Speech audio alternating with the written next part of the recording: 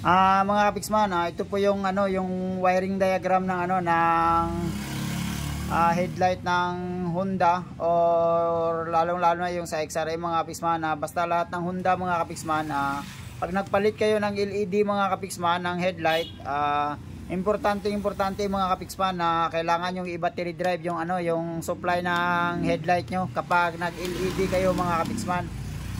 Gumawa ko ng wiring diagram kasama na yung relay, para makatulong din tayo mga kapiksman sa hindi pa nakakaalam kung paano mag battery drive ng headlight.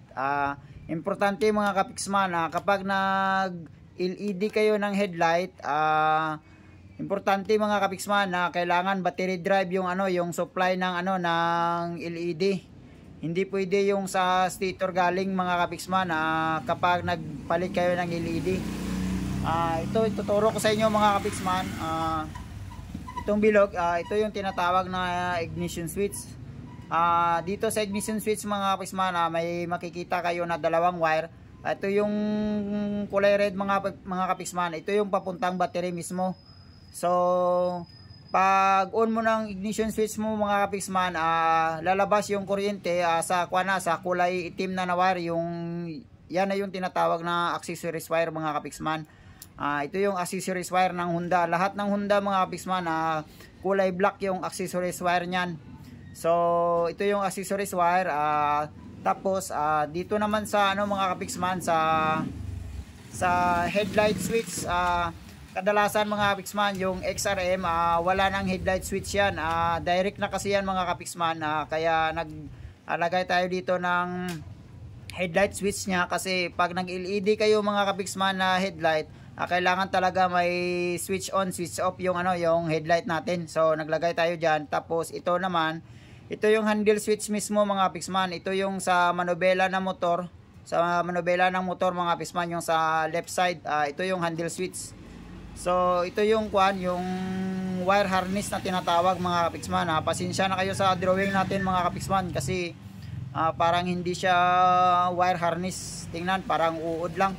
So i-consider na natin ito na ito yung mga kapiksman, yung wire harness ng motor natin. At ito naman yung mga kapiksman, yung relay. Importante yung relay mga kapiksman. Pag nag-LED kayo ng headlight, importante na lagyan natin ng transparent relay, kasi para makontrol ng mga kapiksman, makontrol ng relay yung sinusupply na kuryente papuntang headlight natin. Kasi kadalasan mga kapiksman, merong mga motor na naka-LED sila mga kapiksman, direct lang, wala nang relay. Pag nag-brake ka mga kapiksman, may tendency na magbi-blink yung headlight pag nag-brake ka. So hindi maganda yun mga kapiksman.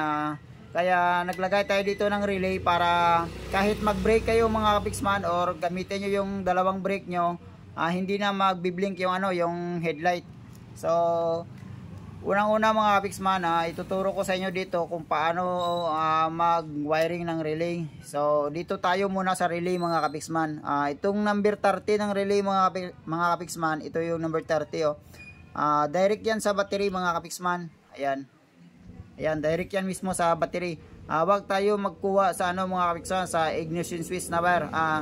Meron kasing ibang nagsasabi mga kapiksman na yung sa ignition switch na wire, galing ng battery, pwede silang mag-connect dito, kasi sa battery din yan papunta mga kapiksman. Wag yung gagawin yan mga kapiksman, kasi yung relay mga kapiksman, mas maganda kapag nasa battery mismo naka-direct mga kapiksman. Iba na kasi yung current mga kapiksman kapag dito na kayo kumuha ng supply dito sa wire ng ignition switch. So dito tayo sa battery, direct tayo dyan mga kapiksman, yung number 30. Ayan. Tapos yung number 86 at 85 mga kapiksman, ito yung trigger ng relay mga kapiksman. Itong kuryente galing ng battery mga kapiksman, papasok dito sa number 30.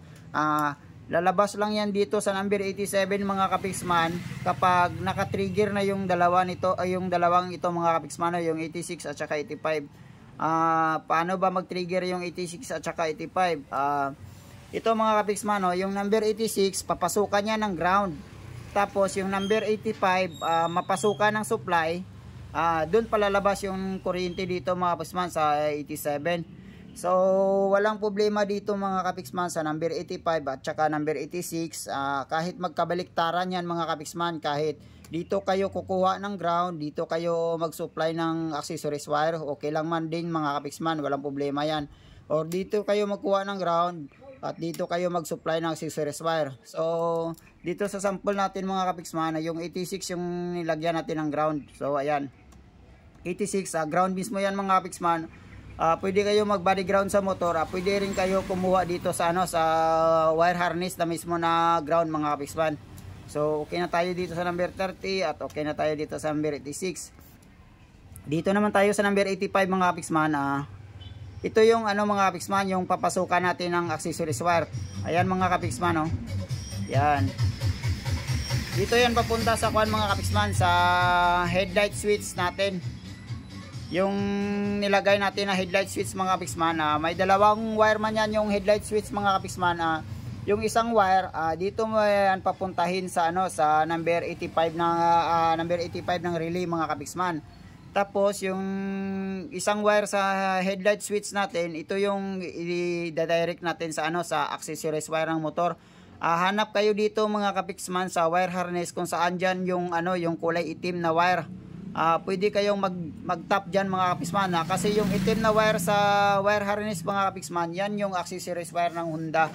So dito tayo nag-tap sa ignition switch. Pwede din natin dito i-tap mga kapiksman, kasi ito yung accessories wire din. Dito tayo nag-tap para masupplyan yung yung headlight switch ng kuryente mga kapiksman. Pag nag-on kayo mga kapiksman, dito na yan lalabas yung accessories wire. Papasok na yan dito sa number 85. So masusupplyan na din ng ng kuryente yung 85 mga kapiksman. Saka na yung lalabas dito yung mga kapiksman, yung kuryente dito galing sa number 30. Naka-trigger na yung 85 at saka 86. Lalabas na yung kuryente dito mga kapiksman sa number 87. So yung number 87 naman mga kapiksman, itatap natin yan doon mismo sa headlight switch, handle switch, sorry mga kapiksman, handle switch pala mga kapiksman. Hanapin nyo lang doon mga kapiksman kung saan yung supply ng ng handle switch sa sa headlight.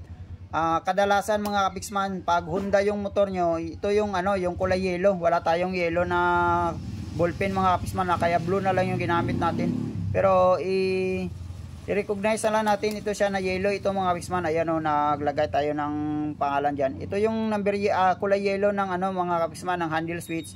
Dito mga kapiksman, nakatap pa yan sa nakatap pa yan sa wire harness.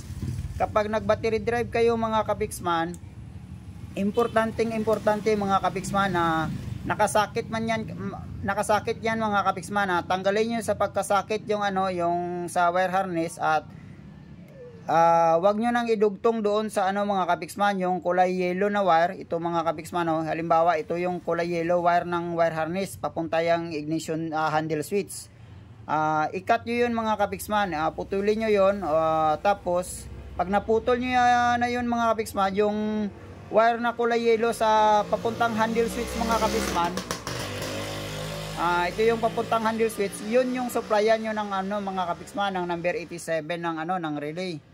Ito yung susupplyan nyo mga kapiksman. Wag na wag kayong malilito dito mga kapiksman. Baka dito kayo mag-supply sa sa yellow na papuntang wire harness. Wag na wag kayong mag-supply dito ng accessories wire mga kapiksman, kasi itong yellow na wire galing sa wire harness mga kapiksman, ito yung galing ng stator. Ito yung lightning supply ng ng Honda na motor, yung kulay yellow na wire sa lightning system mga kapiksman. Ito yung kulay yellow. So papunta man yung handle switch mga kapiksman, i-cut nyo yun mga kapiksman, i-cut nyo yung yellow. So pag na-cut nyo na yun mga kapiksman, i-disregard nyo na yun na yung yung kulay yellow na wire papuntang wire harness. Doon na kayo mag-tap ng number 87 natin mga kapiksman. Ito ng number 87 mga kapiksman, dito na tayo mag-tap sa handle switch. Klaro tayo mga kapiksman, kay minsan kasi mga kapiksman mayroong nalilito dito. Okay mga kapiksman, supplyan na natin ng ng number 87 ng relay itong kwan, yung kulay yellow ng handle switch, automatic mga kapiksman, masusupplyan na yung kwan, yung headlight, ang LED natin ng ng accessories wire.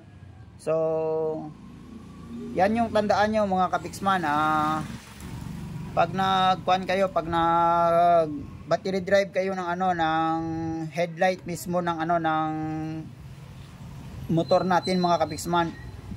Pag nag LED kasi mga kapiksman, importante na battery drive yung supply. Yung standard kasi na supply ng headlight natin mga kapiksman, kuan yan, galing yan ng stator. So hindi kuan man mga kapiksman, hindi stable yung yung voltahe dito, kaya importanteng i-battery drive natin kasi yung lead mga kapiksman, importante kasi na 12 volts lang yung nagsusupply dito na kuryente. So depende yan sa lead mga kapiksman, pero yung kadalasan mga kapiksman, pag sa motor na LED, kuan yan, 12 volts yan.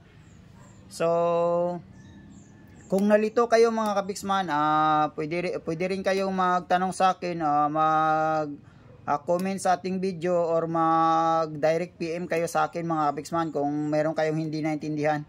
So kapag meron kayong natutunan mga kapiksman, paki-share and likes na lang po ng ating video. Maraming salamat po mga kapiksman.